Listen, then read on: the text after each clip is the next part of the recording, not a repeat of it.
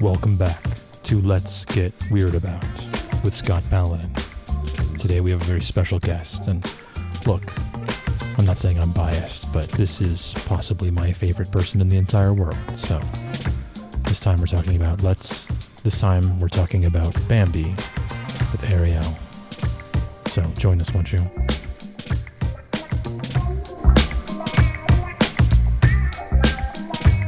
Like 4 years? I was going to say it's been a matter of years. Mm-hmm. And it's been even longer for me because I only recorded with other people once and it never made it online.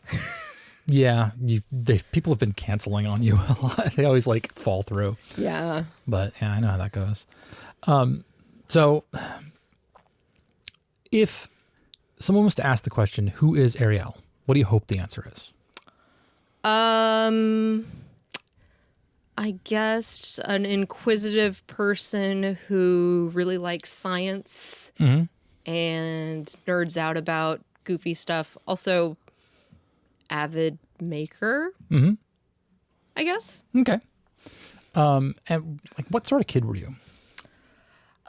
Quiet. I was accused of being antisocial a lot by my mother. And just, rather be reading than hanging out with people. Sure. Okay. So yeah, with dogs. Which has not changed. Yes, we have 4 dogs in our house right now. Yeah. If anybody is confused, Arielle and I are in the same room because we live in the same house because we are married to one another. Yay! I'm not going to bother asking where you grew up because we went to elementary school together for a minute. The story is that we were actually in our kindergarten class together. And at the time I was going by a different first name and she hated me. He was a nightmare. Yeah, I was a nightmare. So that when I met her later on, I was going by a different name. It was a revelation. It was like, oh, wait, that was that guy that you hated. Well, it's funny because you're like, my real name is, whatever it is. And I was like, I hate that name. And you were like, a keeper. That's true, because most people were like, oh, I love that name. But, and I'm like, but you did it yourself. Yep. You constructed this life for I constructed yourself. Yeah, so we even have video of ourselves in like the elementary school, singing about a dog named Rags. Okay, yeah, in the cafeteria of the elementary school, yeah. So you and I have just finished watching a movie. From that era. Oh, no. Oh, no. I mean, we are not that old. When I watched this movie a lot when I was that age is right. what I'm trying to say. I watched this movie so many times, not because it was my favorite movie, but because it was my little brother's favorite movie. Yes. So we're talking about the 1942 Disney classic Bambi. Is this the first real No, that was Snow White. No, in fact, yeah, they Snow White and Fantasia. And Fantasia came before Bambi. Yes, and I'm missing out on another one that came before Sleeping Beauty, maybe? No, because there were 2 films that came before it that both did flops, or both kind of not particularly commercially successful, and that's one of the reasons they had to cut some of the runtime out of this movie. They're on a budget. Because they didn't have the money from that's kind of sad. Fantasia and something else, which is driving me crazy. We can look it up. And then this one also was released during World War II, and so it also didn't do very well. It's Pinocchio. Oh, that didn't do well? It was during World War II, so nobody had money for going to the theater. Of course. It wasn't like these are bad movies. They were all critically well liked. Although, yeah. So they had to cut like 12 minutes of planned animation out. Yeah. Which honestly, probably a good move in this case. That movie was... it's a good little kid movie because it's so short. No, it's not. It didn't feel short. Oh. This movie fucking drags. Yeah, have you ever seen kids' television? It's pretty slow. Well, no, like we watch plenty of kids' television. Like, That's true. It's not. Kids TV has changed a lot. It's also not kids TV. It is specifically TV's era from the or media from the era that like movies were just slower and took a lot more. Like I watched Nosferatu the other day. Like that fucking movie, nothing happens in that movie, and it's 2 hours long or whatever, and like literally nothing happens in it. It's just like pictures of guys walking in corridors, you know. Right. I watched Charade again recently, and it's like, you know, it's a mystery thriller thing, and it's even pretty slow. Yeah. So it's something of the era itself rather than this particular movie. But this particular movie also, even compared to like Sleeping Beauty, like, Well, the plot isn't really a plot. It's more of like a year in the life of a deer. It's very broadly a coming of age story, right? In the most broad sense. Yes. Yeah. There's definitely Lion King and Tarzan vibes. Sure. But and I do remember when Lion King came out, the controversy, like, oh, like Mufasa dying, spoiler alert. It's not going to be like, we haven't done this since Bambi's mother died, spoiler alert. And I was like, oh yeah, but that wasn't that big a deal, was it? But I guess apparently it was. So kids can handle a great deal more dark content than parents give them credit for. Yeah, that's not my biggest complaint with this movie. But that makes sense. So you saw this when you were a kid. It was your brother's favorite movie. And he was 3 years younger than me, so he loved this even as like a 2 and 3 year old. Sure. So I'm sure you had your fill of it being watched over and over and over again at the time, yes, right? Very much so. So did you have fond memories of it though? Because I can imagine like when it's your sibling's favorite movie. Yes. It was okay. Like it was one of those things where it's like, you know, I'd be like, oh, I don't want to watch Bambi again. But when it started, it's like, okay, I'll watch it, you know, because it was like good enough, you know? Okay. And, you know, you give a kid a screen, they're probably going to watch it. Sure. I'm almost certain I had maybe seen that movie twice. Wow. In my entire life, because it was not one of the ones that we had. Wow. We had some of the older ones, but like that was just not on the rotation for us. I think I must have seen it in school probably during a movie day, and probably fell asleep during it. Okay, the only movie I fell asleep during as a child was Peter Pan, the Disney Peter Pan. Oh, okay. I remember waking up and being like, "Wait, the crocodile? What?" You know, and that had never happened to me before. It's like, what? You know, so yeah, but I don't know. I always liked, oh, to be fair, do you remember Marty Stauffer's Wild America? Not specifically. You had cable as a child. I did have cable as a child. Yes, that's true. So, I was watching the Discovery Channel. my mom, she tells this story about, like, she's like, I was watching our local station, KERA, shout out. And it would be Wild America. And she's like, it was like two bears killing each other and you're watching it wrapped. And I'm like changing the channel and I'm like, go back, I need to see it. And I guess not much has changed. I still love animals and work with animals. And I, spoiler alert, became a biologist. So, yeah. So did you have, I mean, I guess you once you grew out of the era, or once your brother grew out of the era of watching this movie over and over again, did you have you didn't revisit it? Oh no, I hadn't seen this movie in at least 30 years, probably more. Okay. This is surprisingly not an original IP. This was based off of a book. I know, I was so surprised when you said that. I was like, what's the book like? Now it's actually aimed at adults. It's not a kid's book. I'm curious to read it. Do you know how long it is? No. Okay. I'll have to check it out later. All I know is that it is now 101 years old because it came out in 1923. So, yeah, but it's basically just a deer growing up in the forest. Another coming of age story. I mean, I don't know. I wonder if it's like the British Jack London kind of thing. It could be. Like, that was very popular at the time. Yeah, I read Jack London growing up and liked it. But, yeah. It's one of those, like the mother deer dying. It's like, oh, nature's red in tooth and claw. And that was kind of one of the big themes. Sure, yeah. But then okay, another thing that's background about me, I have what you might call redneck family in Arkansas. And I just remember my grandfather, we brought this movie with us when we came to visit them. Naturally. Because the grandparent videos were like, all they had was Robin Hood. Yeah. Which was a good movie, but that was it. And they didn't even get regular TV because they lived in the middle of nowhere in the woods. And so they had maybe 3 channels, and one of them was religious. Yeah. And so we were watching Bambi that we brought with us, and my grandfather being kind of low-key upset that he's like, this is going to make people dislike hunters, and it's really important that we hunt the deer. And I understood that as a child. And I don't know, the theme of like, oh, everything's great unless there's man in the forest. And then they show a bunch of starving deer in the winter. And it's like, this is what happens if there's no predation.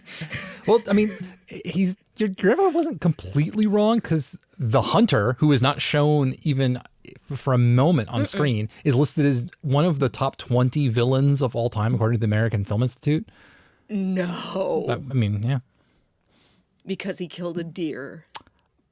Because he killed Bambi's mom, right? Like, Bambi's mom is like... She's a rat with hooves. To be fair, my principal relationship with this movie is the culture talking about it. And like, Bambi's mom is like the quintessential like sad moment in childhood until Mufasa dies. Well, I was going to say Old Yeller. That's the saddest. Okay, that's true. But that one isn't... I mean, but Bambi's mom, like, there's a whole goddamn episode of Animaniacs where with Slappy the squirrel and what's her Skippy and Slappy, where the little kid like watches a movie. Basically, he watches Bambi with the serial numbers filed off, because this is Warner Brothers instead of Disney, and his old lady actress or caretaker is like got to take him to go see the elderly actress who played Bambi's mom to prove that she's still alive. Now, here's the thing: if that sequence had been made today, she would have died of old age while they were there, re-traumatizing him.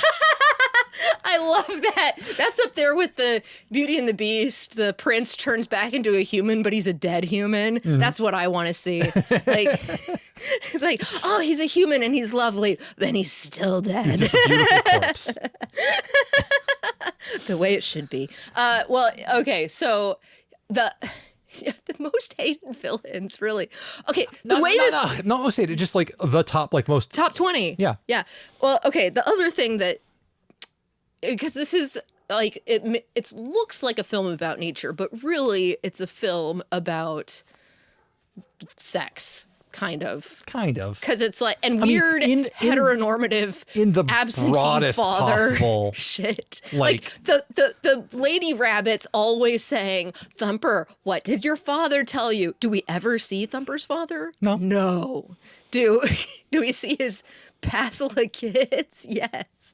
Bambi's father doesn't show up until first he shows up and Bambi's like, he looked at me. Yeah. Which is like, that's up there with the children are to be seen and not heard kind of thing. And it's like, ooh, this is a big deal. My dad looked at me. And then later, after the mom dies, he's like, your mother can't be with you anymore. So I guess I have to parent you now. Nobody else is going to do it. But to be fair, he would have been an adult by the time winter rolled around. The timeline is very fucked, yes. I don't know if it's different, because originally Scott was saying this was with, would you say roe deer in England? That's the book, yeah. And so I don't know if their maturation cycle is different. I mean, based off of the way, I mean, like, they're a prey species. If a white-tailed deer can grow to adulthood in a year, I'm guessing that a roe deer probably does as well. They were definitely taking biological liberties with the growth cycle so that they could have the big dramatic moment happen after the starving winter, like, which would not. To be fair, trying to like apply logic to a Disney movie is a little bit right. And puberty always happens off screen because no one wants to see that.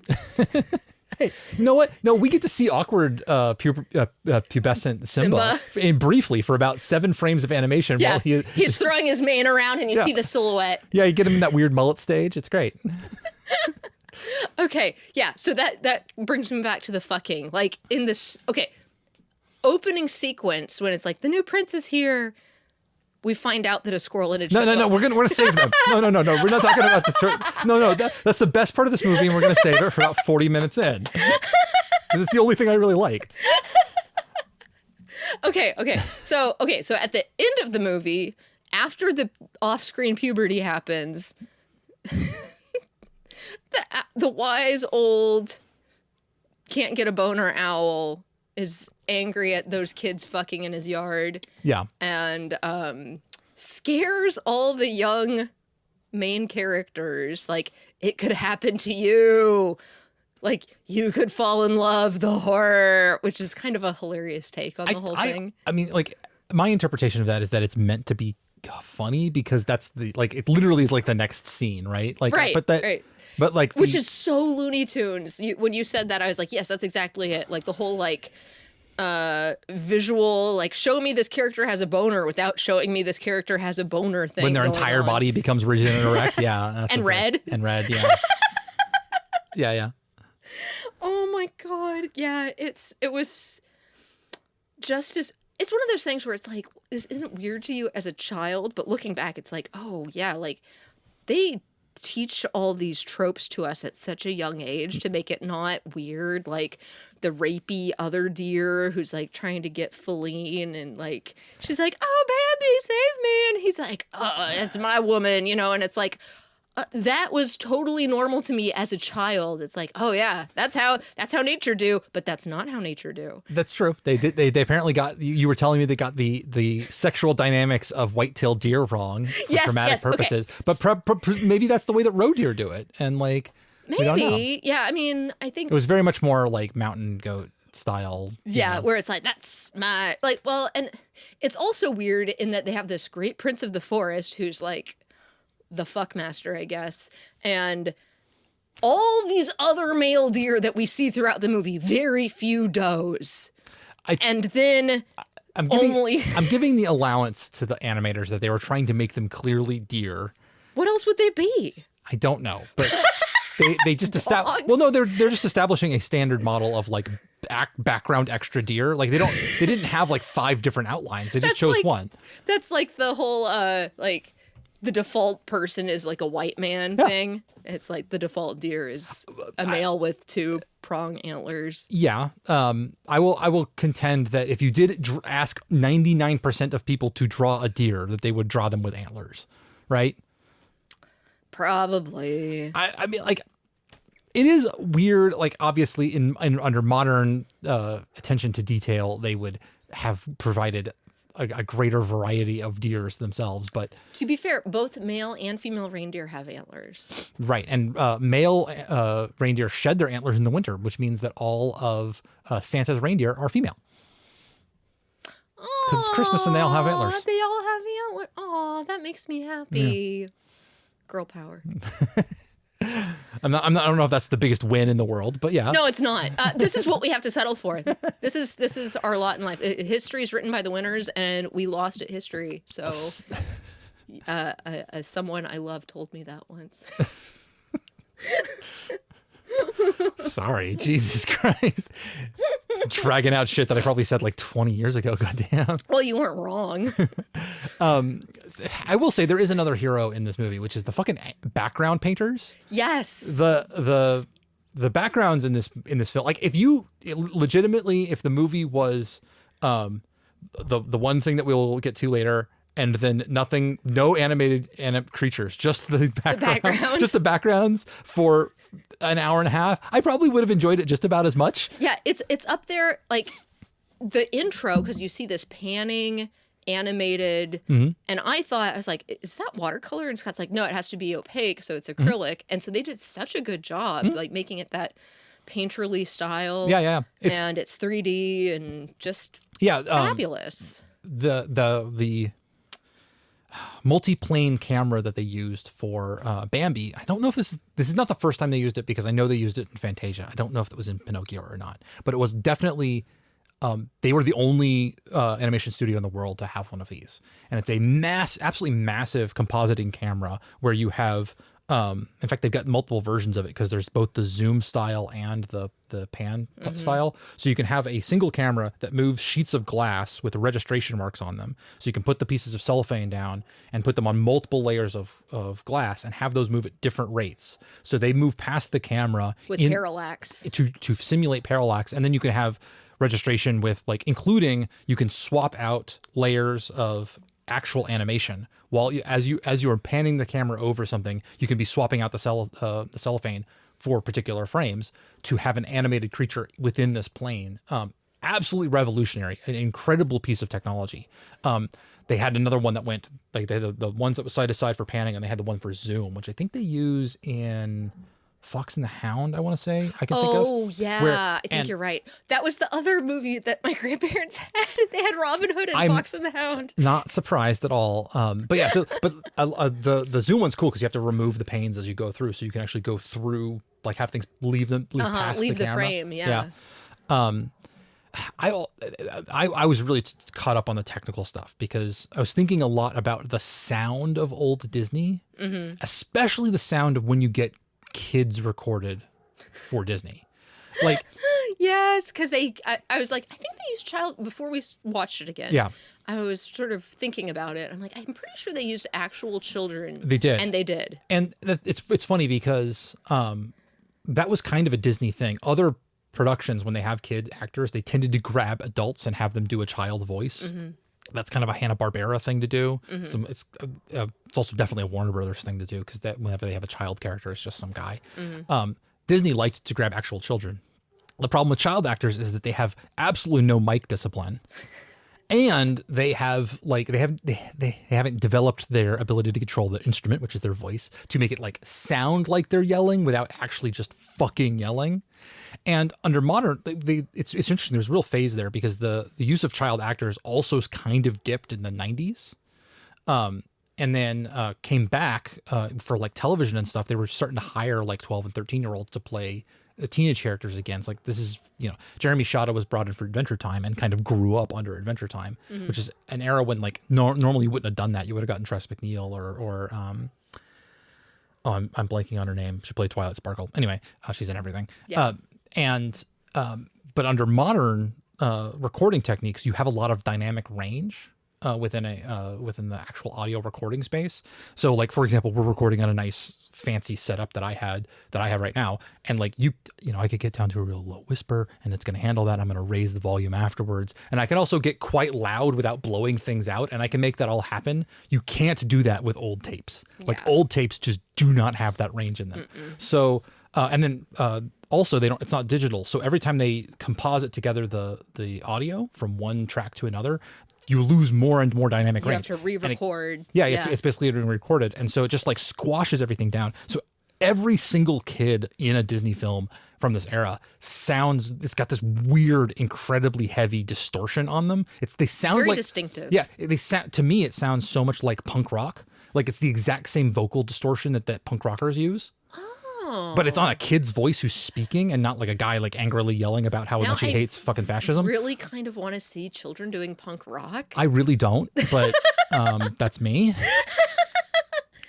Fascism's terrible. Well, yeah, but, like, anyway. Sorry. No, it's fine. So the technical qualities of this movie are fantastic. The animation's really good too. Apparently they, like, they went and saw real deer and all that stuff, and they got the animation down. A lot of the animals they got really well, like the way the pheasants run and fly. I was impressed with. There were a bunch of just fucking made up birds, because I know birds pretty well. I think I saw a wren at one point, and I was like, that's an actual bird. Mourning doves. One thing they definitely got wrong, though, is all of those birds look, like, equally colorful on both the males and females, when it's very odd. Like, that's not how birds work. Birds do. Yeah. They're all gay birds. I guess they could all be gay birds. That'd be very that progressive. is something that happens with male. We know it happens in ducks a lot. If there's not enough ladies to go around, the dudes just have it out. Sure. Yeah. But yeah, so there's a lot of birds. There's lots of fucking rabbits and shit. Fucking rabbits is right. That's true. There's a lot of fucking rabbits. Yeah. I don't know. You said this movie is horny. I don't actually think it's all that horny. It's like one of the most chaste movies that has to involve sex, right? Like, I get it. Just has so many tropes in it, I guess is what I'm saying. Sure. Is where it's like, oh, that's my woman trope. Oh, like that happens so many times, like tacitly in the whole like, you're my son, but I'm not acknowledging you. And then like this, like, you know, and then they all get together and fuck each other at the end. And I don't know. It's kind of weird. Doesn't it have weird vibes? It does have weird vibes. To me, like it doesn't do anything particularly weird. It's just that because there's so little there. Yes. The things that are there kind of stand out a lot. Yes. Because that's it. Yeah. That's what it's like. There's nothing else.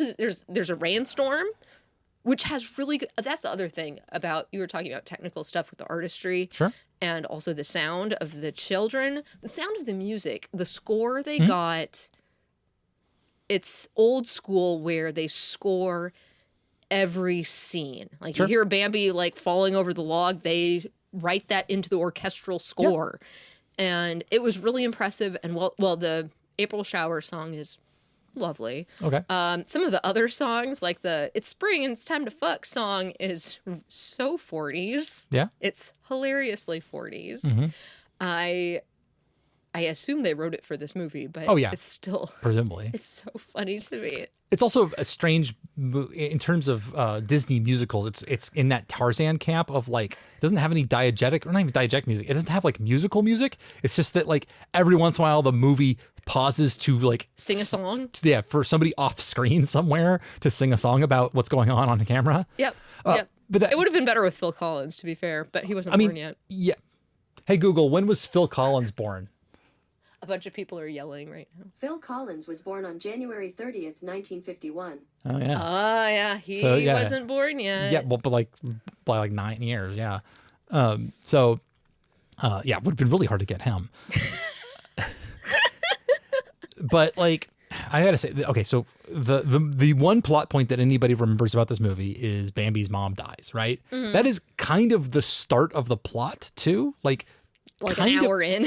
It's 40 minutes. I had to pause so that we could look, because 40 minutes into this hour and 10-minute movie, like nothing happens for so long. So long. They're like, oh, look, there's a baby deer. Oh, look, this baby deer is like... has trouble walking. He's still having trouble walking. The fucking rabbit says, kind of wobbly, ain't he? Twice. And I'm like, did they use the same snippet just because they needed 2 takes of that? Like, it's like, maybe. I was like, well, we'll just have him use that twice. He spends a lot of time not being able to walk, and then he spends a lot of time watching a rainstorm happen, and then he spends a lot of time on a frozen lake sliding around.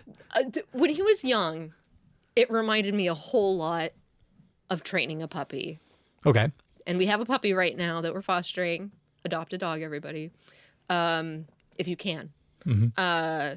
But it's like jump over it. Oh, try to stand up. You know, you can do it. A lot of that kind of thing. And like being afraid of the thunder, which is kind of funny because like I get it. It's visual medium. They had cymbals crashing instead of a drum for the thunder. Yeah. Because they timed it so that it would be at the same time as the lightning. So it was sort of a stand-in for both the lightning and the thunder. Sure. And it was a interesting choice, and one that didn't really bother me as a child, but now it's like I'm like, oh, that was a choice. Sure. You know? Yeah. But yeah, there's a rainstorm, and then he flirts with the little girl, or the little girl flirts with him. She's kind of a sex pest. I am interested in if somebody went through all like children's media and found out how often the romantic aggressor was the woman rather than the man, how often that is. Because I think that there is definitely a bias in children's media that like boys don't care about romance and girls do is like a very strong thing. But then also there is definitely something to be said of like when a man pursues a woman on screen, it does come off a bit different than when a woman pursues a man on screen. And so if you want to not have sort of rapey overtones, we don't need Pepe Le Pew in here. To be fair, these were also coded as children. Yes. Because, and I think it's more common in children, like girls sort of hit the social milestones sooner than boys do. To be fair, she wasn't really flirting with him. She wasn't like making eyes at him. Harassing him. She was just being a little kid. Yeah. Like she was being an extrovert. The one who's flirting with him is fucking Flower. Oh my God. That's fucking weird as shit. You can call me that if you want to. And like batting his eyelashes at Bambi and then like holding his tail and like being like all, that's a very strange. I thought Flower coded kind of gay. I don't know what they're coding Flower in because he also comes off as a bit black. Right. But because okay, that's so not audience, where we're getting that is that Flower has hands and feet, like human hands and feet. He does not have paws, and he's black, of course, because he is a skunk. But the palms and fingers of his hands and feet are pink, like a human. Like if you've ever seen a Goofy movie and like no, the Goofy. Oh no, they're a whole black. Yeah, they're completely black. No, they specifically do. You're right. And it's the way that a person with darker skin, their palms and the soles of their feet are a slightly lighter shade. It's called glabrous skin. Excellent. That's not like on anyone. Like it's you know how you don't grow hair on your palms or feet. That's glabrous skin, and it sweats differently. And so Flower, the fucking skunk, has this. I don't know why. It is sort of upsetting. It's like, wait, who are you? What is I don't. Somebody's gonna have a dissertation about Flower, because again, he definitely is flirting. Ahead of his time. He's definitely flirting with Bambi, and then he hooks up with a girl in the end. Well, I mean, bisexuals exist, so I that's mean, like, true. That's not the end of the like. Maybe they had an interspecies throuple. I don't know. We don't get anything back from Bambi. That's true. So Bambi's oblivious. Yeah. He's, to be fair, the most oblivious character anyway. I mean, as a protagonist should be. But yeah, so Flower is fucking weird. And I don't know about you. Thumper's a fucking annoying ass character. Oh, yeah. I think his adult voice actor is annoying. Yeah. Like, he's a child and you're like, oh, annoying child actor. Yeah. And then he is like, hey, look at me. And it's like, oh, you're still annoying. I think that might be on purpose. I think he's kind of supposed to be that kind of character where like you low-key hate him, but he's also your best friend. That is definitely a genre of guy that I have met in my life. And maybe they're trying to make him that. But yeah, he's a he's a lot. There's so little characterization overall because again, nothing happens in this movie. Yeah. It's just a bunch of. I have a hard time not comparing it to Fantasia because it came out. It was the movie that came out after. Yeah, it came out. It was the next one to come out after Fantasia, and it was in that era where they had found their footing in terms of animating. The technology was there. They had all of the like main animators had like arrived at the like height of their skill. Maybe not the height of their skill, but they had like really gotten there to the point where they could make beautiful animation. And Fantasia is just the flimsiest of excuses for them to just do whatever the fuck they want, right? Mm-hmm. Like they're just like, we have these ideas and we don't really have enough. None of them could be made into a movie on its own. So we're just going to put them to music and make a movie out of it. And that really works. Bambi feels like they took one of those ideas and made it 110 minutes long. Like it doesn't seem like a full movie in and of itself. It had been once. It was a novel though. But apparently, from my understanding, the novel is written for adults and a lot more happens in it. And it's darker and grimmer. I really want to read this now. By all means, too. Interesting. But that being said, it doesn't necessarily mean that there wasn't. That could also be a boring ass novel too. Yeah, it really could. But like when you compare the two movies, Fantasia versus Bambi, man, Fantasia like blows Bambi out of the water. There's so much more going on there. I like Fantasia. Well, to be fair, it's like, classic music. So. Sure. Yeah. The score is amazing. I think it's got funny moments. But anyway, so when you put those two together, it's like, man, Bambi does not. I do not think Bambi holds up. Is my opinion. Very possibly, if you are a 2-year-old child or 3-year-old child or whatever, then just the. To be fair, like I talk about it being horny. It is very tame. It's a very tame movie. It's one of those like Yeah, like Scott said, nothing happens. Nothing like I'm trying to think of another movie. It's all undertones that I'm reading way too much into because nothing else happens. Yeah, because you're sitting there for a long time. Just absorbing everything. Allowing us to spend most of our time thinking about the best couple in the movie. Okay, so early on, I should say, Yeah. the movie had technically started, the credits roll for a while, and there's a lot of woo singing, choral stuff. And Scott went into the kitchen it's also we started with the credits. It's old school style where the credits run first. Yeah. And so Scott was in the kitchen just getting some snacks, and I see this scene and I'm like, oh no, I have to pause it and rewind it so that he can see this because it's purely visual. And if I had tried to explain it, it would not have done it justice. No. So he's like, oh, you're like, seriously, it's like Bambi, we're 40 seconds into the movie. I'm glad you. And then he sees it and he says his verbal reaction was my exact thoughts that I struggled not to say aloud because I didn't want to ruin the surprise. So what happens is that they're like panning through the forest, and we see like everybody, all these woodland creatures. They're waking up is like the general thing. It's like the start of the story. Yawning, and sort of the day. Except the owl who's going to sleep. Right. And we see like squirrel stretched out on a branch who's like waking up, and then from underneath the squirrel's tail appears a chipmunk who pulls the tail back over him. Like I'm ready. I'm gonna stay asleep. I'm sorry. It's too early. I don't want to get up yet. But the way it looks to me is they fucking. The squirrel and the chipmunk are definitely together. They're an item. We see them several times throughout the movie together. I think it's 4 times that we see them, and they're always together. I mean, mind you, there are other chipmunks and other squirrels, so possibly we might see them. But these two are always, an item. They are an item.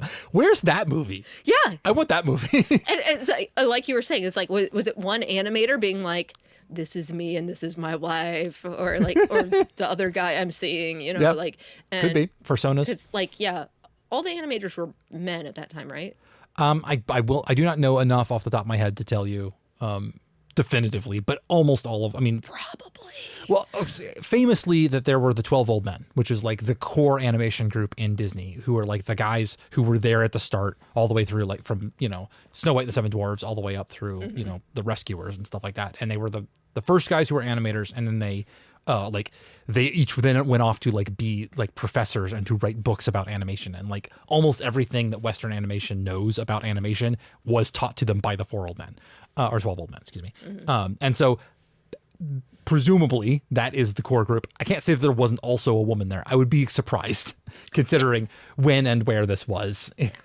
But so it's possible that they were just putting those in, or just thought it was funny and didn't understand. But like, there are those 2 characters are the best part of the whole movie. Yes, hands down. Would recommend that sequel. Sure, yeah. But yeah, it says something about how little is going on in this film that's very noticeable, and something I didn't get as a child, but was enjoyable as an adult. Sure, yeah.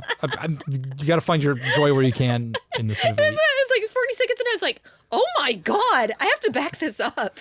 Yeah. And then it was like, oh, thank God, it's not just me. So is there anything else you want to cover with Bambi before we lay it to rest? I guess a public service announcement. There is a prion disease called wasting disease that is infecting many, if not most, North American deer. Please just, the sad truth is, like, maybe don't eat venison, because you could, prion diseases are nasty. We don't really understand them. Yeah. And and there's not really a cure for them. So I just saw a really good description earlier today. Somebody described prion diseases as like, how you can like have a water bottle that's been in the freezer, but it's not frozen, and then you move it and then it just crystallizes all at once. That's what prions do, but in your brain. Yeah. So stay away. We still need to kill deer because there's been problems with them eating all the vegetation, like the NIH campus, like Science Forward, had to go insert Norplant into all the deer on campus because they'd eaten all the shrubbery and were starving. And they, I think the gun laws in Maryland are tighter or something, but they're like, well, we can't just shoot them. So they had to go around, tranquilize, and implant birth control into all these deer so that there wouldn't be so many. And yeah, it's so weird. But this is what happens when you kill wolves, you know? Yeah. We need the wolves and the mountain lions and the Bobcats, and the coyotes. bobcats, yeah. I still need to read that the wolf book about the reintroduction of wolves into. I found out he wrote like a whole series of those. Oh yeah. Yes, awesome. And so yeah, I only got a little bit into it before I got distracted by something else because one of my friends started reading a series, so I reread the series so I could talk to her about it. And yeah, it's been fun, but yeah, I do need to read. I think it's Rise of Wolf 8. Okay. Check it out. It seems really good. Yeah. In fact, if I can remember to, I will. I'll put a link to was it a This American Life episode that was about it, or was it something else? Oh, it was by Vox. I think it's called This Is Love. Oh, This Is Love. Okay. Yeah. Yeah. There's an episode about Wolf 21. And it will pull at your heartstrings. It's very sweet. Yeah. Yes. Oh, okay. One other thing I want to say is this is one of the few Disney movies where the dogs are the villains. That's true. Yeah. You see angry dogs, and there's a huge forest fire. This predated Smokey the Bear by 2 years. Mm-hmm. They were ahead of the curve, and it messed up our fire policies in forestry. But messed up the for the longest time. The philosophy was don't let any fire happen ever. Right.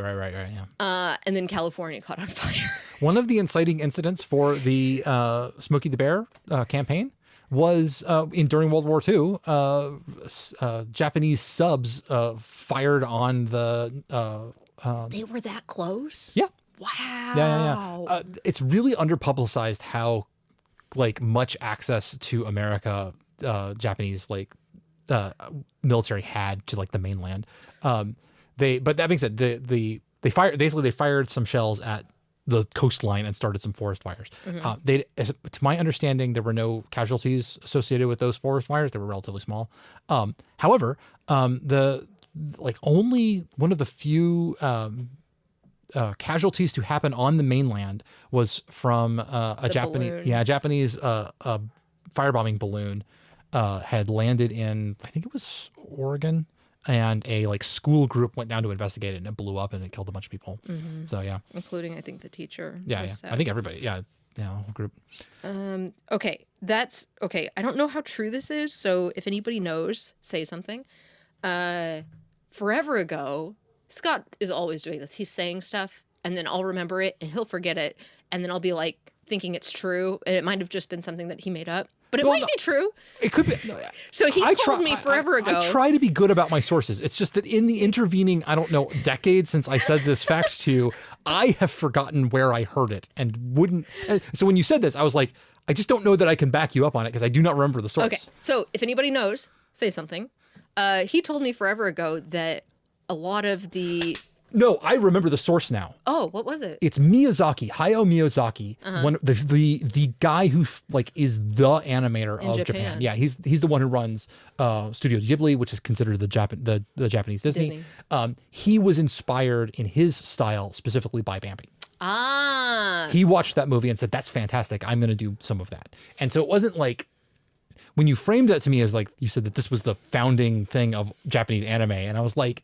Well, the big eyes are so striking. Yeah, but the big eyes aren't a thing only in Bambi. It's a style. But I like I said, I remember, and now I remember what the actual thing was. Was that Miyazaki cited specifically Bambi as one of his sources, and he does do a lot of nature films too. Honestly, if I was looking at his style versus Bambi, what I would think is he's looking at the backgrounds because the backgrounds in Bambi are gorgeous. And that is something that Studio Ghibli puts huge amounts of effort into making their luscious, beautiful depictions of the to be countryside. Fair, a lot of animation does that. The Roadrunner cartoons. Oh yeah. Roadrunner cartoons are beautiful. Famous backgrounds in those, and they're also beautiful. Yeah. They're more static, to be fair. Well, but they're still beautiful. And they're sort of those are watercolor, right? I think so, because they can be in the back. Yeah. And it's got sort of you can kind of see the paper texture, if I remember correctly. They're beautiful. Yeah. The specifically the Roadrunner cartoon backgrounds are beautiful. Okay, so this is talking about cartoon backgrounds.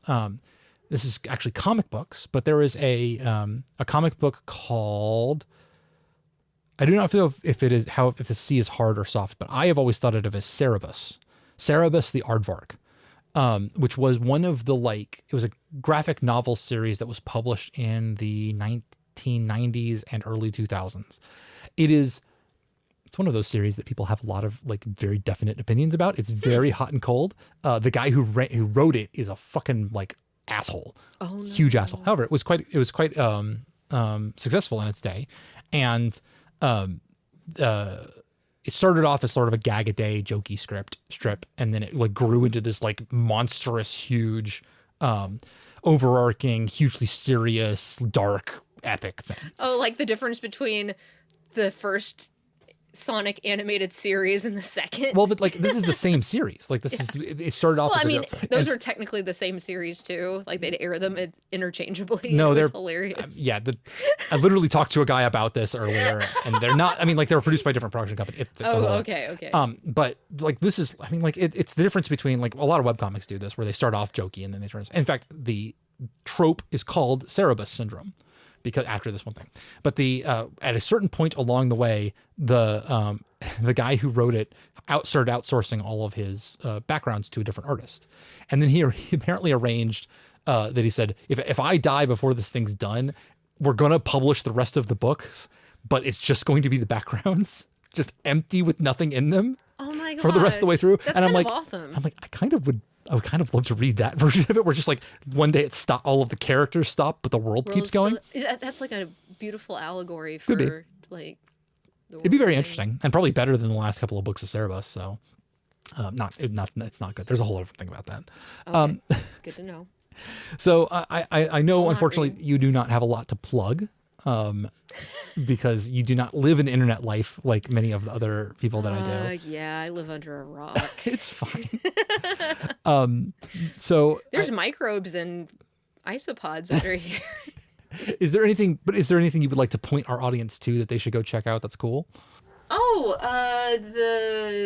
there's a bunch of good science channels on YouTube to check out. Actually, so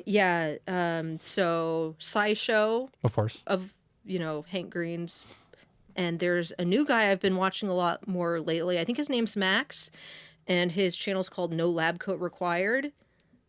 Such an inspiration. The kids are okay. It's oh, you do such a good job. Huberman Lab podcast has been it took off. It doesn't probably need any plugging, but and then there's Radio Lab and support public radio, guys. And your local library. Libby is a free app that not all libraries participate in, but many do, and you can check out ebooks, videos, and more in the Libby app, and it will return them for you. So if you forget, no late fees, it turns them in for you. And even if you never think you're going to take a book out, you should get a library card, just because it makes the numbers better and makes it easier for them to get funding. Help them get funding. Yes. All right. Well, in that case, we will catch the audience sometime in the future. There's no schedule with these. They just come out when I'm done. So bye-bye. Plant flowers, save the bees.